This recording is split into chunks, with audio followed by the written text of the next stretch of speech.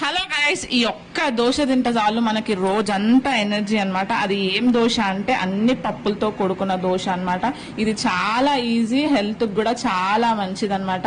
Regular గా చేసే దోశలు తిని తిని బెజార్ వచ్చినప్పుడు ఇలాంటి దోశలు చేసుకుంటే ఇంకా చాలా బాగుంటది అన్నమాట. టేస్ట్ కూడా బాగుంటది, హెల్త్ కూడా చాలా మంచిది.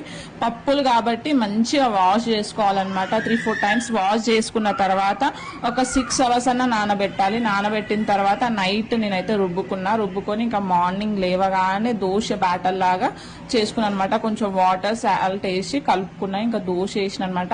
దాని మీద అయితే కొంచెం ఆనియన్ వేసుకుంటే ఇంకా టేస్ట్ అయితే అద్దరిపోయింది. సో మీరు కూడా ట్రై చేయండి గైస్.